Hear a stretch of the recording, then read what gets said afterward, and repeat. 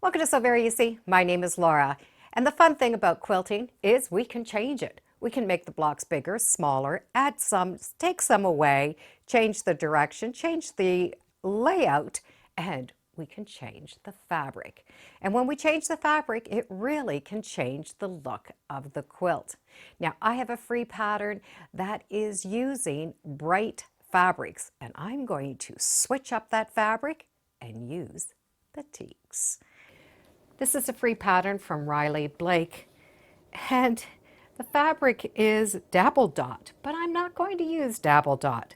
I'm going to use this beautiful batik fabric.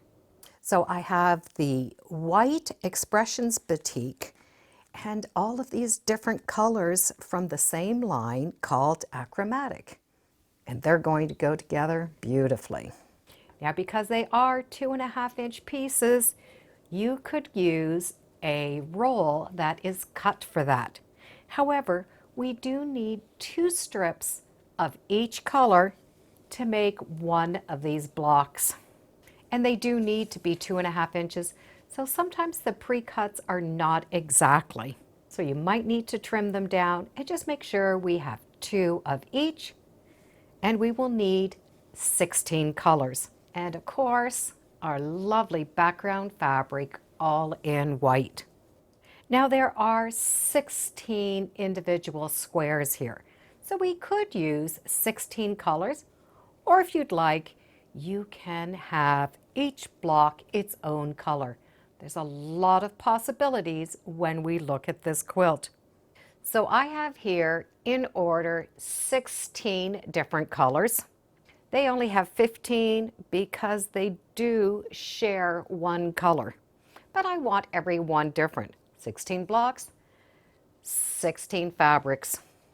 So I'm needing one of each for the 16.5, 14.5, 12.5, 10.5, 8.5, 6.5, 4.5, and then I need 4 2.5-inch squares for each block. So all of my colors are in order. For my background fabric, I need 12.5, 10.5, 6.5, 4.5, and 2.5. So I have all of my pieces cut out. But before I put them together, I'm going to lay them out. And there is 2 reasons for me to lay them out the way I'm going to sew them. Number 1, it helps me keep them in order. Number 2, it's going to help me identify which way to do the pressing. So I've laid them out step by step without sewing them together until I get that final layout. So this is what this is.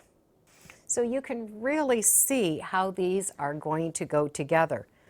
I am going to be stitching just like a half-log cabin. As we are sewing these seams, they are all going to be coming up. As we go to press these seams, they are going to be coming down. So I am going to place just a piece of paper with the direction of my pressing. And this way I'm able to go back and refer to it. Now, following these pressing directions means it's going to be easier when we go to sew the blocks together.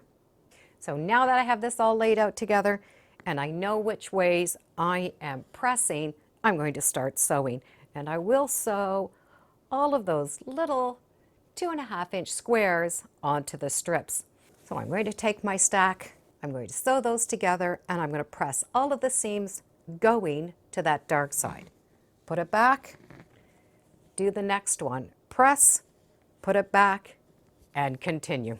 Once we have those 2.5-inch squares sewn onto the ends, we're ready to sew this together. And we're going to be able to follow those steps. So we're going to sew these 2 together first. And this is the seam we are sewing, so it's going to be pressed in this direction. So press and put it back. The next will be this block is going to go on this seam, which means this is going in this direction. So then I'm going to press them all in this direction.